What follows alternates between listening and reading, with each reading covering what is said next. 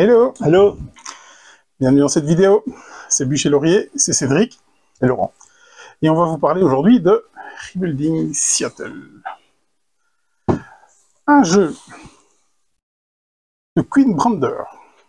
Premier jeu. Premier jeu, effectivement. Pas d'illustrateur. Voilà, ça c'est réglé. On va en tout cas pas renseigner sur BGG. C'est du 1 à 5 joueurs pour des parties de 60 à 120 minutes. C'est du 12+, c'est chez WizKids. Et la population cible serait... Ça se voit. La population cible, ce serait 4 à 5 joueurs pour le best, normalement. Tout à fait. Le pitch, c'est toi qui l'as? Non. Non, tu l'as pas. Je suis même pas sûr de l'avoir lu. Faut qu'on se précise. À mon avis...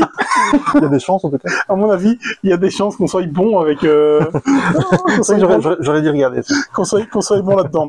En même temps, en tant que tout bon euro, Ouais, c'est hein, ça. il n'y a pas l'impression de construire des buildings à Seattle. En tout cas, quoi. Bon, les règles, un survol. Le jeu n'est pas compliqué. Vraiment pas compliqué. Non. À votre tour de jeu... Non, c'est une de ses qualités. Hein. À votre tour de jeu, soit vous allez acheter une carte, prendre le bâtiment qui va avec, et peut-être le petit effet qui va dessus, voir l'effet sur la fin de carte, parce que sur le bas de la carte, pardon, parce que sur le bas de la carte, ou bien ça vous donne un effet immédiat, ou bien ça vous donne un scoring intermédiaire, ou un scoring ou un profit, ou un scoring fin de partie, ou un profit, parce que entre chaque phase, il y aura la phase d'action. Une fois que c'est une des deuxièmes actions, on va pouvoir valider un des scorings, on peut appeler ça un des scorings, et une fois que les 6 scorings sont validés, et bien alors à ce moment-là, il y a une phase de profit où vous allez prendre des revenus en fonction des bâtiments que vous avez et en fonction des cartes que vous avez. Ouais, c'est des events, donc des événements. Des événements, oui. C'est ce qui donne le tempo du jeu. Et donc c'est les joueurs qui donnent le tempo du jeu, puisque c'est une des actions possibles, c'est de déclencher un event, et chaque manche, il y a 3 manches dans une partie, est déclenchée, la fin du manche est déclenchée quand les 6 événements ont été activés pendant la manche. Donc c'est assez agréable, ça c'est bien fait. Et c'est pour ça que Cédric disait que c'est peut-être mieux à 4-5. À 4, je dirais. Ouais, je pense que c'est une question de goût, parce que ceux qui aiment beaucoup le contrôle, à 2-3 ça fonctionne aussi bien. Il y a vraiment que ça en fait qui fait la distinction entre le nombre de joueurs. Le reste, évidemment les cartes, etc. Mais il y a plus de cartes en fait ici c'est 2 joueurs. En fait, c'est uniquement ce qu'il y a sur le plateau. Mais dans la boîte il y a des réglettes additionnelles, et il y en a une réglette qui fait à peu près 8 cartes, donc en plus par joueur. Donc ça ne change pas grand chose. Donc c'est vraiment ce qui fait vraiment la différence à un nombre de joueurs plus élevé que 2 ici en l'occurrence. C'est vraiment ce tempo et cette gestion des événements. Et c'est super agréable. Donc c'est une question de goût. Si on aime le contrôle, on joue à pas trop nombreux. Si on aime un petit peu plus ça grince un petit peu plus, c'est plus sympa probablement à 4. Donc, en fait, à votre tour de jeu, vous n'avez que 3 actions possibles. Donc, acheter une carte et bien entendu faire les effets. Donc, simplement, il faut payer. Donc, ça, vous allez acheter un bâtiment en même temps que vous achetez la carte. Vous allez le placer ici dans votre aire de jeu. Vous pouvez acheter en même temps une extension de votre plateau de quartier. Ou bien activer un événement, ça je l'ai déjà dit. Ou bien faire passer une loi. Une loi, vous en avez 3 sur votre plateau, c'est totalement asymétrique. Chaque plateau est totalement différent avec diverses lois. On les draft d'ailleurs en début de partie. C'est assez sympa, parce qu'on a 2 cartes aussi objectifs, 3 cartes en début de partie objectifs, on en supprime, enfin on a des faux spins. Et donc on va vraiment choisir son plateau et son premier quartier, vraiment en fonction de ses objectifs et de la stratégie qu'on veut mener pendant la partie. C'est bien fait. Ouais, on va faire ça pendant 3 manches. À savoir aussi qu'il y a une petite piste ici qui va nous donner en fait notre valeur à atteindre sur des pistes qu'on aura. Mais surtout, on a un jeton population qui fait que ça va nous ramener des points, ça risque de nous amener moins de points positifs à chaque fois qu'on va déclencher les scorings de chaque piste. Parce que si jamais, donc par exemple, dans ce cas, qui sont des événements, qui sont les événements, dans ce cas-ci, ben, mon orange est au-dessus de ma population, donc je vais scorer plein pot sur mon orange, je scorerai plein, tandis que quand je vais scorer le bleu ou le mauve, ou le rose, pardon, le rose, ben, je vais devoir défalquer la différence entre les niveaux de ma population et le niveau de mes marqueurs, tout simplement. Donc, dans ce jeu, contrairement à beaucoup de jeux et de développement de cité. Ici, la population, c'est un peu notre ennemi, quoi. On essaie de la contenir au maximum et même la réduire. Ouais, c'est ça. Ce qui permet de scorer plus facilement. De rattraper ces cubes, en fait. Tout simplement, parce que pour pas faire le delta en points... Vous n'allez pas marquer de points négatifs, vous marquerez moins de points. Par exemple, ici, orange scorerait plein pot, tandis que bleu et rose, probablement, scorerait rien du tout. Ils sont trop éloignés de la population qui est un peu trop... Tout dépend du niveau, mais ici, j'ai pratiquement un delta de 15, donc ça réduit quasiment un pot de chagrin. Donc si je prends 12 points de victoire, j'ai un delta de 15, je ne prendrai rien du tout. C'est un peu tout. Non, on va faire ça pendant 3 manches. À la fin du 3e manche, on aura encore une phase de profit, et puis on va scorer en fonction des objectifs qu'on aura validés, nos cartes qu'on aura achetées, qui nous donneront des points de victoire, et l'argent excédent. Les cartes qui scorent en fin de partie. Ouais. Le twist. Le twist. Bon, est-ce qu'il y a vraiment un twist? Oui, c'est la population qu'il faut pas se laisser s'échapper. Le jeu, moi ce que j'aime, je sais pas si on peut appeler ça le twist, mais je reviens, c'est vraiment cette gestion le tempo des événements. Moi je trouve que c'est vraiment bien fait, quoi. Ça fonctionne vraiment bien, et quel que soit le nombre de joueurs. Et donc par exemple ici, quand j'ai vu que tu étais suffisamment éloigné, forcément on va surveiller les autres, on va regarder un petit peu et essayer de scorer quand nous on score le plus et quand on score le moins. C'est ça. Il y a d'autres choses, hein. Il y a les 3 scorings ici qui sont les 3 cubes qu'on a sur notre plateau, mais aussi il y a d'autres choses. Celui-ci, c'est assez bien fait thématiquement parlant aussi, puisqu'ici, ce sont des tuiles jaunes, donc c'est pas des tuiles qu'on va scorer, contrairement aux autres types de bâtiments. Par contre, chaque fois qu'on déclenche cet événement-là, on va gagner gratuitement, entre guillemets, au lieu de devoir payer 4 $ chaque fois, des agrandissements de quartier. Donc on gagne, quand cet événement est déclenché, un agrandissement par tuile jaune qu'on possède, donc ce qui représente le train en fait. Donc les moyens de déplacement, les moyens de transport. Et donc ça c'est pas mal fait. Ici aussi ça permet de réduire la population, et ça pour cela il faut construire des universités. C'est quelque chose qu'il faut vraiment pas négliger. Ça permet de maintenir la population, de les laisser un peu partir. Moi j'ai fait un petit peu dans l'inverse, et c'est vrai que ça a bien payé. En tout cas, je pense qu'il faut absolument pas les laisser partir. Et puis on a ça ici. Donc vous voyez sur les agrandissements, il y a pas que des bâtiments, il y a aussi des icônes qui sont préimprimées. Et ça, en fait, ça va permettre soit de scorer, soit de diminuer la population, soit de gagner de l'argent. Et ça dépend des manches, en fait. Pour la première manche, c'est plutôt ces icônes-là qui vont permettre ceci. Deuxième manche, ces icônes-là qui vont permettre cela, etc. C'est vraiment bien pensé. Pour moi, c'est ça vraiment. Le cœur du jeu est vraiment dans ces 6 events, qui ne changent absolument pas d'une partie à l'autre. C'est toujours les 6 mêmes, et qui ne changent pas non plus, quel que soit le nombre de joueurs. C'est ça. Donc, pour moi, simplement le twist, c'est vraiment essayer de rapprocher sa population de ces cubes marqueurs. Hein. C'est vraiment là que vous allez attraper votre force. Et donc, si vous êtes trop éloigné, 3 événements risquent de vous faire très mal, parce que l'argent est super tendu à un moment donné, vers la fin, après le deuxième profit, ça va nettement mieux. C'est crescendo, hein. C'est vraiment la première manche. La première manche est compliquée, mais on a... Ici, c'était notre deuxième partie, on a quand même mieux géré ça, et donc on a pu retirer de l'argent aussi plus facilement, et on a pu aller plus loin. On a pratiquement vidé quand même les cartes à la première manche, qui n'était pas le cas à la première partie. L'autre chose aussi, tu dis, s'il y a ce twist-là, il y a ce twist ici aussi, puisque ce sont, même si ça paraît, c'est la même couleur, c'est 2 cartes différentes qui permettent soit de monter sur ces pistes-là, donc ça va permettre d'améliorer le scoring. Donc quand on va déclencher le scoring, ça va permettre de scorer plus de choses. Tandis que celui-ci, il va juste nous permettre de scorer ou de ne pas scorer, en fait. Donc il faut jouer sur les 2 tableaux, et sur les cartes, évidemment, ça c'est bien fait. Les cartes ne mettent jamais le même bâtiment et l'augmentation sur cette piste-là sur la même carte, ou très rarement. Une carte bleue donnera un bâtiment jaune. Ça. Et donc il faut jongler avec ça, il faut trouver les meilleurs compromis, et c'est assez bien fait. Je pense que les 2 ensemble font le twist sur le plateau. La rejouabilité. La rejouabilité, pour moi, est assez grande, parce qu'il y a beaucoup de cartes disponibles. On a à chaque fois pas été... Ça toujours plus ou moins même. Oui, enfin c'est plus ou moins moins, mais à chaque fois il y a des cartes qui donnent de l'argent, des cartes qui donnent des points, des cartes qui font monter. Donc au niveau des cartes, ça bouge quand même pas mal. Il y a énormément d'asymétrie, parce qu'il y a pas mal de plateaux différents. ici, au niveau. Et le fait qu'on les draft, c'est bien pensé.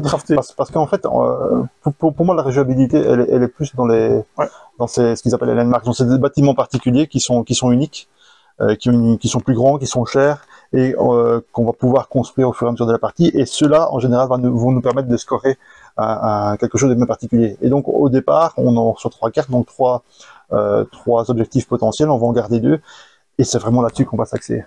C'est basé là-dessus qu'on va choisir notre plateau joueur. Donc les lois, en fait, qui sont plus ou moins liées si on peut. Et pour moi, et aussi le quartier évidemment de départ. Pour moi, c'est vraiment ça qui fait la rejouabilité, c'est l'association des différentes choses et l'interaction, parce que mine de rien, on joue chacun dans son coin, mais on surveille quand même très fort. Bah oui, parce que c'est assez bien fait ça. On ne pourra élire une loi qu'une fois par tour, en fait. Et ça peut même être assez violent si vous regardez pas ce qui risque de se passer au niveau du déclenchement des événements, parce que si tous les événements se déclenchent et que vous n'avez pas fait voter votre loi, ben vous ne voterez pas votre loi ce tour-ci. Hein. Donc il faut vraiment bien prendre ça. Ça, je sais pas si on l'a dit, mais dès que les 6 cartes sont retournées, la manche s'arrête net. Ouais, clairement. Et donc ça c'est aussi peut-être qui pourrait aller dans les tuyaux, c'est le fait de scorer, de faire passer qu'une seule loi par tour. Mais c'est assez paradoxal parce que le jeu, toutes les mécaniques sont vues et je vais pas dire archivues, mais c'est du classique. Oui. Mais l'imbrication fait que ça donne un petit goût de, il y a un petit twist, comme tu dis, général dans le jeu, une petite sensation de quelque chose d'un peu différent du tout venant, et c'est super agréable de dire. Au niveau du poids BGG de la cible, c'est du 2.5. Je mettrai un poil plus haut quand même, un poil. La cible. On peut le jouer à différents niveaux, hein. Encore une fois, en termes de règles, en termes de. Enfin, l'optimisation peut être très forte. En fait. Ouais, c'est ça, mais un bon joueur qui connaît un peu le jeu roulera probablement sur les autres. Donc, voilà. C'est celui qui va mieux aligner sa stratégie entre ses landmarks et ses plateaux, en fait, et voir les cartes qui sortent, évidemment. Ouais. Je pense que la complexité, elle est vraiment. Le jeu n'est pas complexe du tout. Non, et on peut jouer quasiment en famille si on a une famille qui est un petit peu dégourdie. Et on peut jouer entre joueurs d'un niveau un peu supérieur et ils s'ennuieront pas. Ouais, parce que c'est pas un expert, hein. On est dans un initié, je pense. Ouais. Au niveau du matériel, bon. C'est WizKids. C'est WizKids. Même s'ils sont bien améliorés par rapport à ce qui sortait il y a quelques... Ça, c'est pas dans le jeu, hein, je pense. Non, c'est pas dans le jeu. Non, ça, il faut un insert. Ouais. Il faut un insert, alors j'ai fait ça en attendant, j'ai mis ça dans la boîte, mais il faut vraiment un insert, parce que la mise en place, si on n'a pas une organisation minimum, c'est un calvaire. C'est terrible. Et les parties sont pas très longues. Hein. Non, du tout. C'est 1 à 2 heures. Je pense que 2 heures, c'est à 5. Hein. Oui, parce que ici, je sais pas combien de temps on a joué, une bonne heure simplement à 2. Donc, en plus, on avait un quart de partie à notre actif. Ouais. Donc, oui. Donc, c'est vrai que la mise en place peut être un peu... donc le matériel, les malhabiles... c'est petit, mais par contre c'est assez lisible, à dire. Au niveau couleur, au niveau... j'ai pas remarqué de soucis, ça aurait pu être pire. Mais, moi, ici, parce que on était sur les cartes. Donc, c'est vrai qu'à 5, quand il y a beaucoup de cartes. S'il y avait une configuration avec des personnes à côté de moi, moi, comme je l'avais eu quand on a fait notre premier tour, je voyais pratiquement... Mais aussi, c'est parce que c'était ta première partie, parce que moi ici, bon, j'étais à côté évidemment, mais je lisais même plus le texte, parce que les cartes, finalement, c'est toujours la même structure qui apparaît. Et donc, quand on a compris comment ça fonctionnait, un coup d'œil, grâce à la couleur et à la forme du truc, on sait tout de suite à quoi on a affaire. Donc, je pense que c'est un problème qu'on peut rencontrer dans la première ou les premières parties, mais ça va très vite se résoudre, je pense. Mais c'est vrai que si on est à 5, on a une grande table, celui qui est très loin aura peut-être un peu plus de mal. Enfin, encore une fois, avec l'habitude, c'est plus un souci du tout. Faut vraiment pas être malhabile parce que on a ça aussi qui peut donc ici on a une piste qui est quand même c'est pas du double layer mais cette partie là il y a pas de problème c'est juste ici que les malhabiles et même ici si on touche ça peut vite partir ici un petit inlay ce serait pas mal ça aurait été pas mal effectivement maintenant peut-être que ça sortira si le jeu a du succès et honnêtement c'est WizKids évidemment donc la distribution c'est toujours un peu plus un peu plus, comment je veux dire... C'est au tout venant, hein, c'est ouais, c'est un peu moins, c'est un peu moins grand public, hein, peut-être. En tout cas, par chez nous, whisky, c'est peut-être moins bien. En tout cas, au niveau des localisations... Ouais. La localisation, ça c'est autre chose. Mais je veux dire, hors localisation, maintenant, en tant que tel, c'est pas si évident. Ça va pas être évident. Mais en dehors de ça, s'il y a une localisation, moi, je pense que ça peut être un gros carton. En fait, en termes de localisation, les 2-3 derniers jeux de WizKids que j'ai vus ont été localisés par Don't Panic Game. Ça dépend. Il y a aussi un Craft qui est localisé notamment Flotilla dans les plus gros jeux, donc il y a... ça dépend. Les 2-3 dernières. C'est pour ça que j'ai dit ils sont pas spécialement alignés en disant c'est tout le temps le même qui ne sait pas de virer Yellow par exemple. Non, tout à fait. Je pense pas qu'il y ait un partenariat particulier, mais ça m'étonnerait que celui-ci n'ait pas une version française. Et comme il y a Marvel Age of Heroes aussi qui sort aussi chez WizKids, à mon avis c'est aussi rien que pour la licence, je pense que ça va fonctionner. En plus c'est un des papas de Lord of Waterdeep. Je pense que ça risque d'arriver aussi. Et aussi, ils ont pris la licence pour les États-Unis de la refonte coréenne des Princes de Florence. Donc ils ont ici, pour les Eurogamers, ils ont quelques sorties sympas chez WizKids. Celui-ci étant pour moi je pense le point d'orgue avec Marvel of Heroes Age of Heroes pour la licence. Mais, voilà, donc on risque de revoir un peu plus de WizKids par chez nous, à mon avis ici. Je pense qu'il pourrait avoir son succès en français, je pense, en version française, même si... Moi, je pense que s'ils le sortent en français et qu'ils font la pub nécessaire, pour moi, c'est un carton. Autre petit défaut qu'on n'a pas mentionné, la piste de score. Donc le plateau, c'est pratiquement qu'une piste de score, hein. Le reste, c'est quasiment inutile. Elle s'arrête à 50. Pourquoi? Et après, il n'y a pas de jeton de 50 plus ou de 100 plus ou quoi. Alors qu'on aurait pu mettre ici tout à fait. Avec un cube. Je pense que c'est ce que je vais rajouter. D'ailleurs, je vais rajouter des cubes dans le jeu. Parce qu'il faut glisser une pièce de $5 en dessous chaque fois qu'on fait un tour de plateau. Donc, là, j'ai fait 3 tours, là, il y a 15. Enfin, voilà, c'est des trucs, on se dit, mais pourquoi? Ça ne coûte rien de rajouter 3 trucs. Mais bon, c'est du détail parce que c'est pas ça qui fait... Tu peux être dans les plus et moins. Donc dans les plus et les moins, pour toi, tu dirais quoi? Les plus et les moins? On est déjà là? On est déjà là. On trace. Les plus et les moins, pour moi, le gros plus de celui-ci, l'argument numéro 1 pour moi, c'est que, en tout cas pour des Eurogamers, je vois pas qui peut être déçu par le jeu. Je pense que c'est un jeu qui peut plaire à tout le monde. J'ai vu une review qui allait dans ce sens-là et je suis 100% d'accord. C'est un jeu voilà. Je vois pas qui peut déplaire en fait. Et il plaira à une majorité. Il s'adresse à un très grand nombre. Il s'adresse aussi bien aux gens qui aiment les jeux un peu plus gamers qu'aux gens un peu moins aguerris, on va dire. Il est super agréable. Il a un format qui est relativement condensé puisqu'il tient en 2 heures à 5 maximum. Qui joue on va pas tester le solo évidemment, il y a un solo hein, je pense. Oui, il y a un solo. Oui, c'est bien ça. Peut-être à tester, mais en tout cas en multi de 2 à 5 ça fonctionne bien.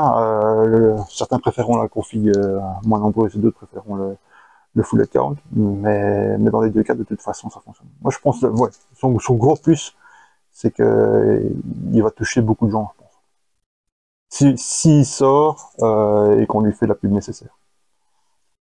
Dans Témoin? Il y a d'autres plus, hein. D'autres plus aussi, je vous dirais, c'est un jeu de polyominoes, mais c'est pas un jeu de polyominoes. Donc en fait, il y a des polyominoes, on va plutôt le dire comme ça, mais c'est pas du tout un jeu. Donc comment je vais dire, le placement des tuiles n'est pas le plus important. On va essayer de parcourir les icônes puisque ça profite à certains événements, il y a rien de bloquant. C'est pas du tout de l'optimisation et du casse-tête à ce niveau-là. Par contre, c'est un peu fiddly, évidemment, hein, comme disait Cédric au niveau matos. Bon, ça peut bouger un petit peu, il faut pas donner un coup dedans. Mais en tout cas, c'est pas du tout. Donc ceux qui détestent ça, en voyant les images, peuvent avoir peur. C'est pas du tout le cas. C'est pas cartographeur, ce genre de choses. Non, allez-y. L'autre gros plus, comme je le disais, c'est le fait que c'est les joueurs qui, c'est très malin, le joueur qui joue le tempo et le scoring intermédiaire. Ça fonctionne super bien.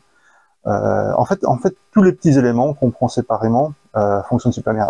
Autre point aussi positif, c'est qu'il y a pas mal de stratégies.